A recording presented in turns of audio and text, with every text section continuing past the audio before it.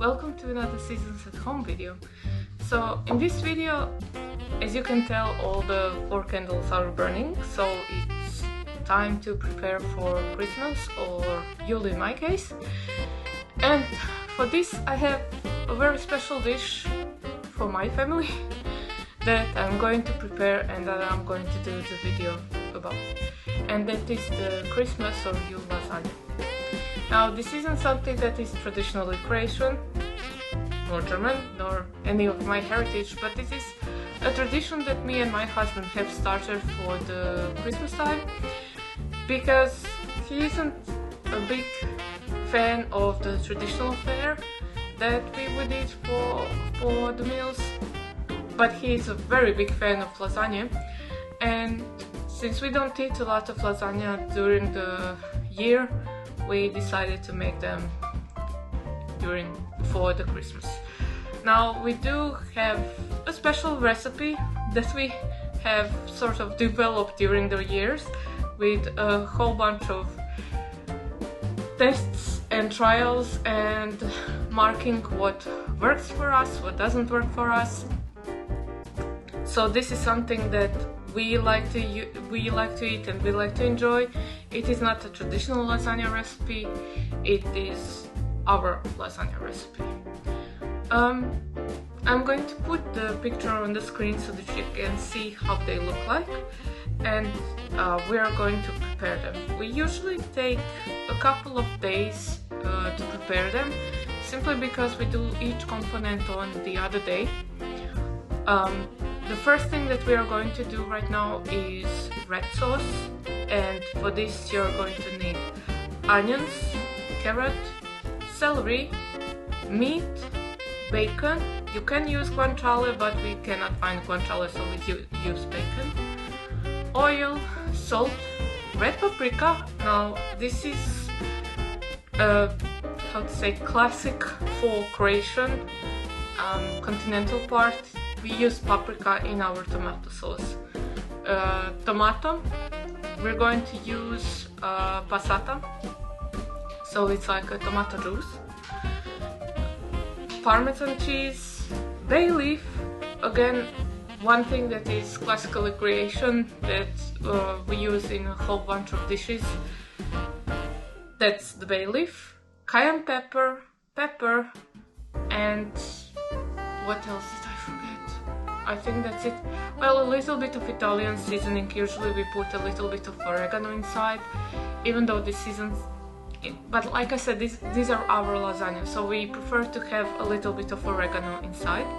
Not a lot, we don't want it to, you know, like smell like oregano. We just want a hint of oregano inside, and also what we put is a little bit of pasta. So this is the red sauce. We're going to do this later today. We still have the carrot to go and buy, because we're lacking carrots at the moment. So we're going to go quickly to the store and then come back and start with the prep work. The second thing that we do, and that's something that we're going to do the next day, so tomorrow, it is going to be the pasta itself. For our Christmas lasagna we don't use the dry pasta because A, it has to be gluten-free, even the complicator over here, and B, we like to have the green pasta. So what you need for this pasta is spinach, eggs, gluten-free flour that is high in gums, so something that you can make pasta with, and maybe a little bit of water, but that's, I don't think that you need it, because only if you put too much flour inside, which can happen at times. So that's all that you need for the pasta recipe. The last thing that we need to do after the pasta has been rolled out, has been dried out a bit, is the bechamel sauce. Now, we've tried to make a version without bechamel sauce, so that it's using ricotta instead, and we even tried the version with ricotta. Then we put spinach inside the ricotta so that it becomes sort of like a greenish ricotta, and we don't like that. So we can do like ricotta and bechamel. This is something that we like, but just ricotta instead of bechamel is not our favorite. So we will do bechamel. Now for bechamel, you will need a little bit of oil, just so that your butter doesn't burn. Butter, flour. Now I'm using gluten-free flour, which is mostly rice-based. It just has like, you could say 90% of rice flour and 10% of potato flour. So I'm using that flour, and we need milk, a little bit of nutmeg. I'm using black pepper as well, and Parmesan cheese inside. And that's it.